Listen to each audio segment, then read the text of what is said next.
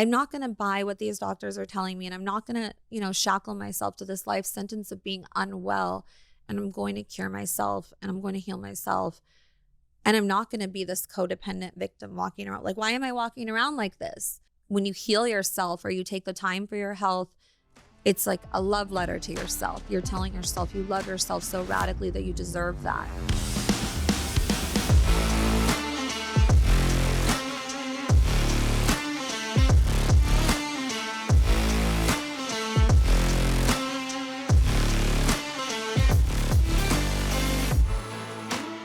Welcome back to Crafted Entrepreneur. So today you guys get a really special treat because you get to meet one of my real life friends that is always hooking me up with extra dresses because I don't like to shop, that always will tell me she has my back and just speaks life over me on a regular basis. Even when I feel like just really down and out, she'll know, and she'll text me and be like, I love you. She's that kind of friend to me. And you guys are going to absolutely love Lacy Nicole. She's a philanthropist. She's the host of Shame to Sparkle podcast. And she's really a socialite all over Orange County. I love seeing every fashion design that she comes up with. It's always a scene. So we'll make sure to link her up in the show notes. But you guys are going to love learning all about how to turn your shame into sparkle with Lacy Nicole. What a wonderful intro. Thank you. I feel bad now. I didn't wear peacock on my head or something. And I'm so lazy today. So thank you for that sweet sentiment. No, I mean, look, even just that outfit right now, it's just special. My high school dress. So I love it. Still fits. You're lucky. Okay. So tell me, are you born and raised in Orange County? I was born here. I was born in San Clemente, California, and I was raised in Orange County. So I always joke that's how I know everybody. Yes. But luckily, I've escaped enough times to have somewhat of a perspective of other places in the world because it is somewhat of a bubble. Yes. But yeah, I was born here, and I believe everyone knows everyone. So I try my best to be nice to everyone. So. Okay. So what was it like to grow up in such a, this is like a prestigious area. There's a lot of money. There's a lot of people. I don't know how to explain. Yes. There's my favorite word. I don't know. So I guess it's circumstantial to the person. I think we can grow up anywhere, and it's all the lens through which we see the world. And like my mom grew up with a lot of privilege and a lot of monetary stability. And my dad grew up in the projects with obviously none of this. And I think they came together because they saw the world in a similar lens. So to me, it's just experience. I was born here, and a lot of the work I do now is speaking to women on panels specifically about trauma and inner child work and healing ourselves. So my backstory is more deriven off a lot of family trauma, and it might have been intertwined in monetary privilege, which is an enormous blessing that I don't take for granted. But my parents were addicts, and my home was very unstable. And so while I maybe had this lovely location and, the lights were on, and unless if somebody was in rehab or forgot to pay them, there was still a lot of chaos and a lot of uncertainty and a lot of learning that if you had emotions or needs or basic needs, that they were not valid and didn't matter because there was always a bigger fire to put out or a bigger chaos. So I think I grew up with that lens, and I learned a lot of codependent traits from it, and a lot of learning to not count or learning to make myself small because there was, obviously an always bigger elephant in the room. But I did grow up here, and it's a beautiful place, and that in itself was lovely. So yeah. So talk to me about that, where I want to go deep on this lens perspective, because what I'm hearing is that we all can choose a lens. I believe that. And I won't go into anything too deep on mindset. I don't believe in toxic positivity and, your mindset can save the world, your mindset can save yourself. And I don't think a lens through which we see the world is even that. I think that as women specifically, my audience is mostly women, but as women specifically, we all have to absorb through our lifetime just an extraordinary amount of pain and duress. And it's proven through epigenetics. We absorb our mother's pain and our grandmother's pain, and we absorb, 1 in 3 women are, sexually abused. 1 in 2 women develop cancer. 1 in 3 women develop some type of disease, albeit autoimmune disease, reproductive disease. And we go through all these things and miscarriages and loss. And we are taught that you're not allowed to be a victim and you're not allowed to share it. Like a miscarriage is a lovely example. I had miscarriages, and you're kind of taught, well, you don't tell anyone you're pregnant until 3 months, because if you miscarry, it's very uncomfortable. And I don't believe any of this, because that's not the lens through which I see the world. I think it's totally a normal thing to go through horrific things and to discuss it with your community and to have support and to not be shackled to your past or to be a victim. For instance, my childhood, I didn't have the worst childhood, but it helped shape who I am. And it's part of my story. And that's part of the reason, the lens of which I see the world. I see the world that if somebody is in maybe a fancy car or a beautiful gown or has a lot of friends, I'm not the quickest person to say, well, you know me, I give people a lot of benefit. Well, maybe at home they're being abused, or maybe they have a parent battling an illness, or maybe they have a this, where I think a lot of people's lens is shame driven. That's why my primary focus is shame, because shame tells you they think they're better than me, or well, I'm not enough because they have this, or I'm not enough because I experience this. And I think we all experience pain. It's what really brings us together. It absolutely does. I know we've connected on for different reasons over different pains that we've gone through in our lives. And you've really been that person for me, because I didn't grow up here, and so coming here and going, oh my gosh, there's like, I felt like a very small fish in a very big pond, with like people doing such bigger things than I was doing. And I started to find myself kind of comparing, like, well, I'm not there yet. I don't have that yet. And I realized it was a lens, like this, like it's the when I mentality. When I lose 10 pounds, I'll start the this. When I have the husband, I'll do the this. When I have the better house, I'll entertain the people.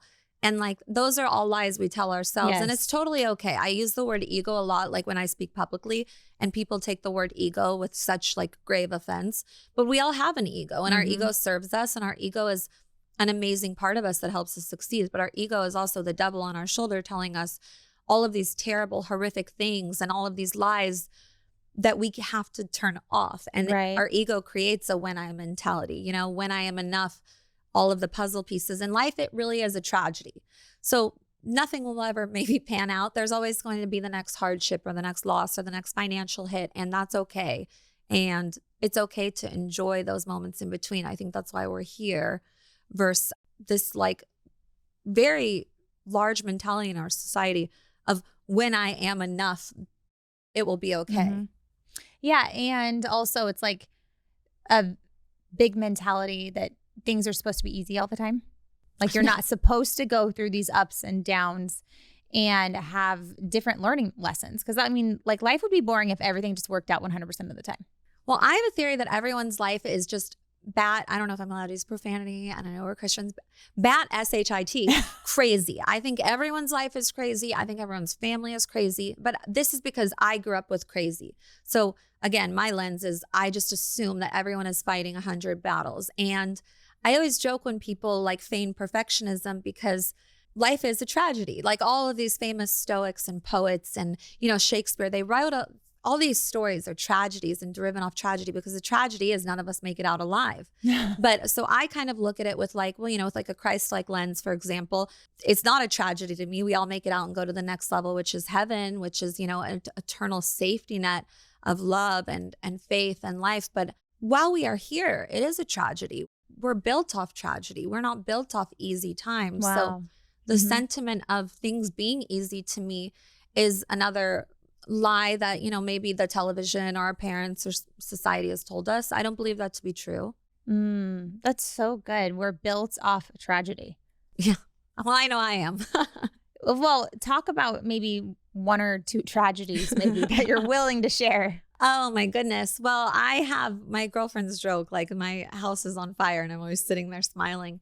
I do really well in chaos. I think it's a trauma response actually, because I joke with my close friends, like you can tell me the most horrific thing in the world and I will be there and I will not even bat a lash, but I can like, the paper is out of order and I freak out. So that's definitely a trauma response. But I obviously had just a very chaotic upbringing. And in that lens, I think you learn one of a few personality disorders. This is proven, but my biggest thing was learned codependency.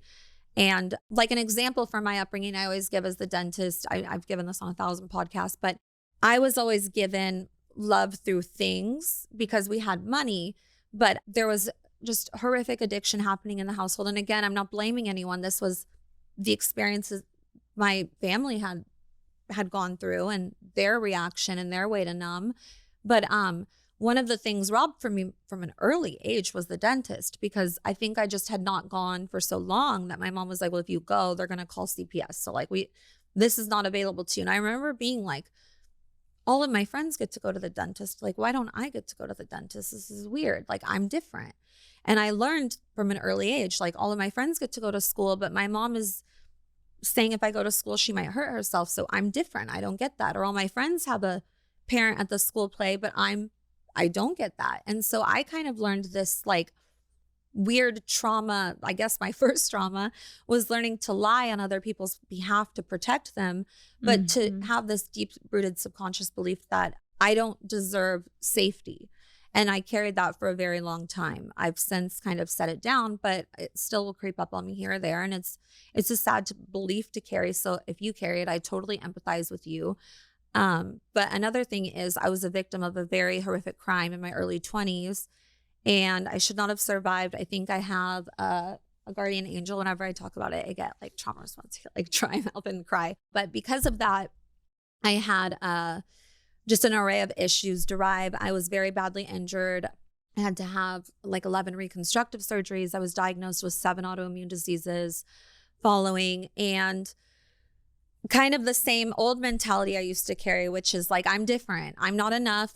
This happened to me because I'm not enough. And there's something dirty about me or inherently bad, where bad things just happen to me because they aren't happening to the people around me.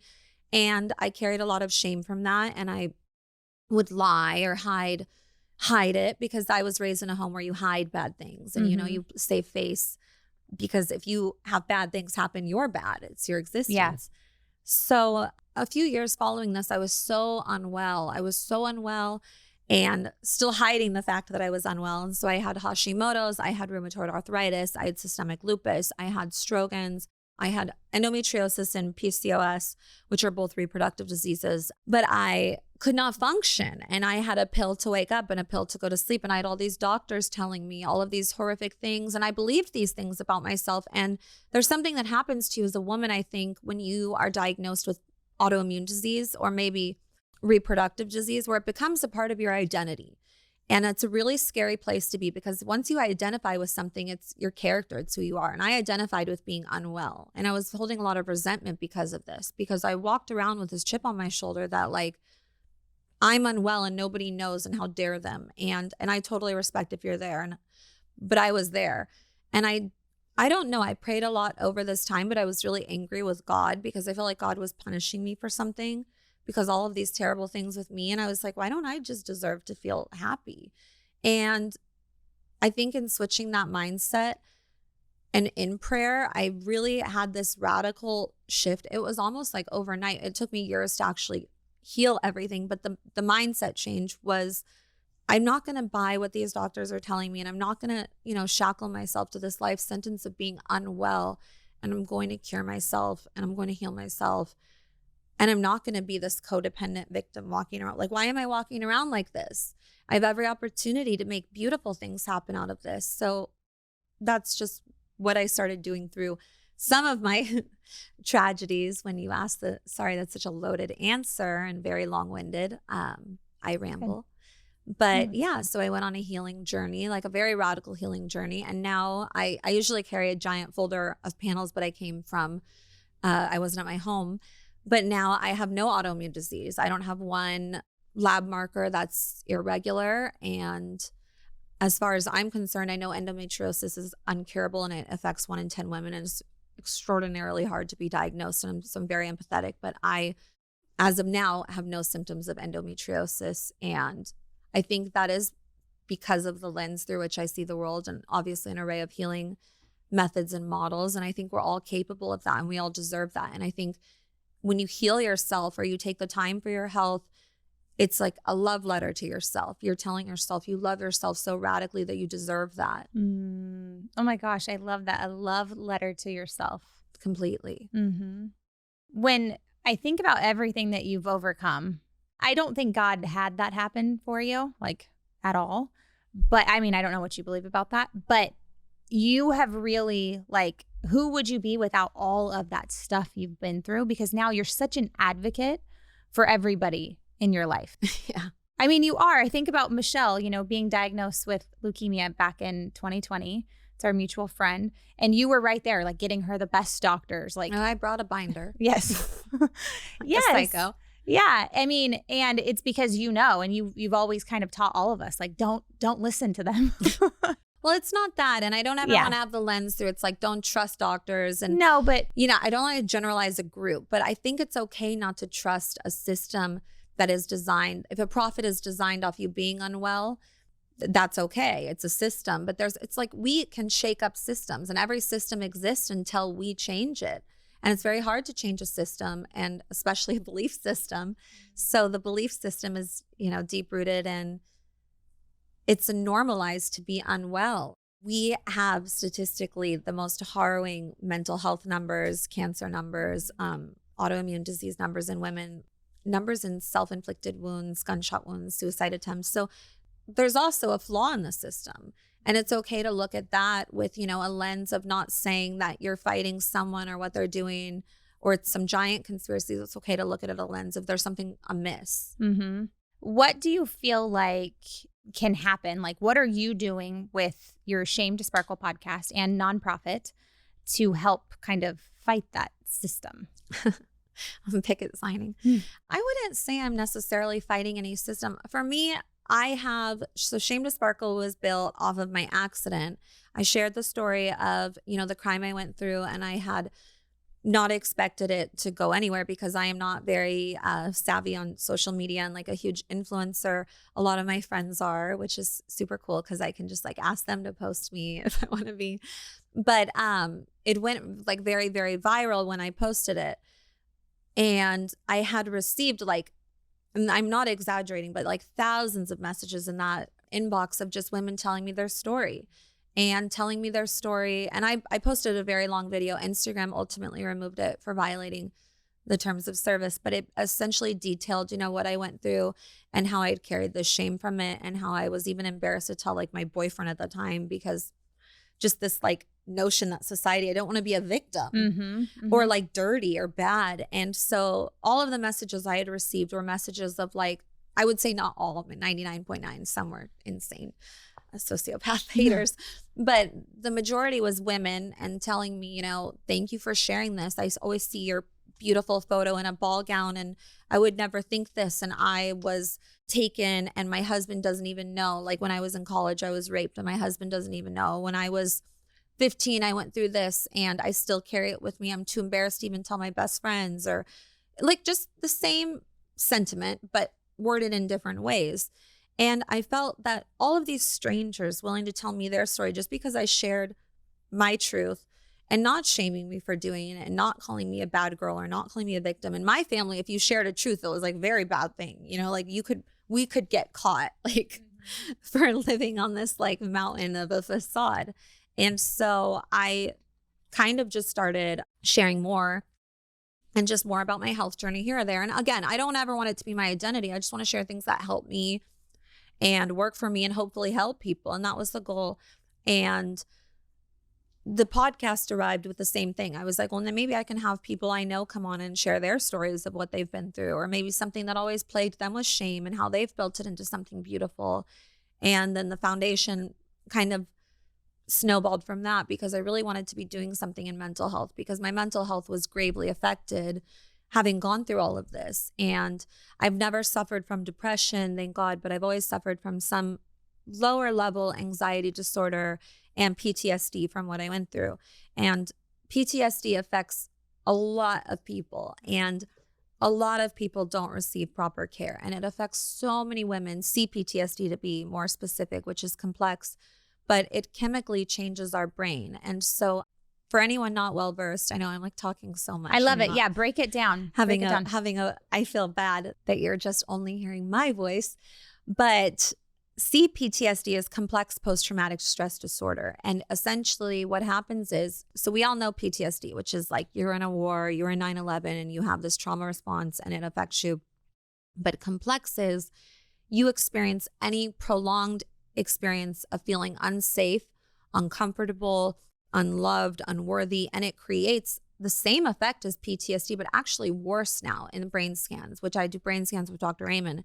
And so women experience this on like a cellular level, but obviously a neurological level when they go through a divorce, when they go through, prolonged time of infertility, when they go through a spouse that's maybe having some type of financial abuse, or a lot of women go through quiet abuse at home and they've gone through a childhood where, you had an amazing childhood and it's your parents' fault, but your bills weren't paid and you had to carry that worry as a little kid. And that's not a worry a little kid should have to hold. And maybe we're taught, but you had food on the table, it's okay, but it's not okay. And it's okay to validate that, but it creates changes in our brain and it causes our amygdala to grow, which is our fight or flight response. And it causes our hippocampus to shrink, which is our logic, where we store our memories, where we're functioning day to day. So all of these women are walking around with brain fog, and really it's you have neurological changes from prolonged feelings of unsafety. And I think Shame to Sparkle was driven the foundation because I want more women to know this and have access to resources when it comes to our neurological health, which really is the wiring for everything else, and our inflammation, and why all of us have autoimmune disease. Any room I'm in where I say, oh yeah, I had Hashimoto's, it's like we all raise our hand. Oh yeah, we all have Hashimoto's. I have PCOS. We all have PCOS. And it's like, it shouldn't be like that. And I think those conversations being more normalized and saying, I'm not a victim for normalizing these discussions. It's a very victorious thing for us to all stand together as women and to tell our stories and then help each other heal from them and help each other have access to gateways to be better and to be better for our children, to be better for the next generation and not create these generational, curses that don't have to exist. What does somebody do if they are struggling with CPTSD? Did I say it right? Yes. I was like, well, so it's just PTSD with a C. Okay. PTSD with a C. Because I feel like a lot of my listeners probably struggle with that. I hear from women on a regular basis. They have brain fog. Totally. And it leads to inflammation and anxiety and sleep problems and heightened cortisol. And then you can't lose weight. And then you feel bad about yourself. And then you're starving yourself. It's all like, and I know because I've lived it where I was like, why am I bad? Why do I starve and I can't lose weight? Like this isn't, and it's all related. And that's why I want to normalize even the knowledge around something as simple as CPTSD because it affects so many people. And they go into the doctor for weight gain and brain fog and they're given maybe they have a thyroid lab that's off. And then that's your diagnosis. You take the Synthroid for 10 years and you're still lethargic and overweight and feeling weird. And that's not right. We should have access to resources like not even just my foundation. I know there are an array of resources which are lovely, but the knowledge behind it. And when you're struggling with things like CPTSD, you need to be doing a healing model for yourself. And first of all, validating yourself. And a lot of us don't. A lot of us gaslight ourselves, and that's okay too. But it's okay to say a situation was really bad and validate yourself and take the time to mourn maybe what you deserved and take the time to mourn. And it's not to say, for example, my childhood, so I'm just using childhood for an example, but your childhood, your parents could be absolutely lovely and you don't have to hate them or hold them accountable for your pain. And it's not healthy to do so, but it's okay to mourn where they lacked and where they maybe didn't have the tools. And that's the first step to healing things like any neurological hardwiring issue like CPTSD, because you have to come to terms with like you deserved better and you deserve to feel safe. And then you can go from there. There's so many healing models. There's EMDR, there's, cognitive behavioral therapy. For me, the biggest healing model that has worked is ketamine therapy, which is in a hospital. And I'm not on the street doing street ketamine, but it's helped me immensely with the neurological inflammation I was suffering with because we scan my brain to see how much it changes. You can do things just, for nervous system regulation, cold plunge, heated reds, all of these things that maybe one would label bougie healing. And I know, so like, do not get me wrong as this blonde girl in Newport Beach saying, just go to a sauna, and you're like maybe a listener who's hanging by a thread working 3 jobs as a single mom, and you're like, F this lady.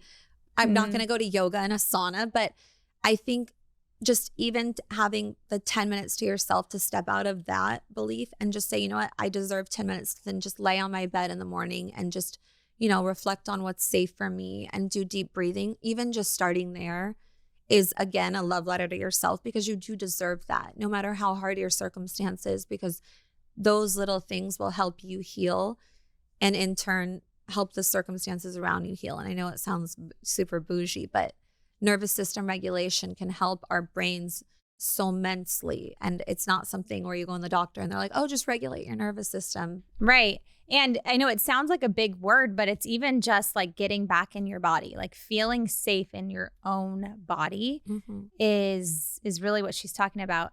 So, wow. I mean, I'm like, did I do that today? We had a tree fall on Chase's truck overnight. Did you see that? No. I haven't even been on social media. I know. But even things like that. Yeah. And we all get triggered, right? And so like to me, again, and I'm always right, I'm just kidding, but I think we are a triggered society. So we're so quick to see a small thing or a big thing and it triggers our nervous system. Yeah. But I'm sure all your listeners know this because they're listening to you and you're so wise. But like our triggers are unhealed parts of ourselves. So you have to really be able to take a step back, especially if you're a parent, and say, why did this person yelling at me in the Starbucks line like trigger me, and I'm yelling back or arguing? Or you guys recently had an incident at your school or a school nearby where a mother had this horrific reaction, and I was like really sad about it for a few days, thinking about like how sad it is that she can't emotionally regulate those triggers. Right. And even taking the time to do little things like that, you're helping yourself so immensely. And it sounds so delusional, but delusional people win, I'm an optimal delusionist, because it's really like, if you are so stuck in your current reality, you're never going to get a new one. You have to be a little delusional and be willing to step outside of the current reality to start getting something new. And that's with your mindset, with your business, with all of that. So, wow, it's been such a good conversation today. Mostly me. No, I mean, but we had to have a quick one because we did. We actually did really well in our time constraint. Yes.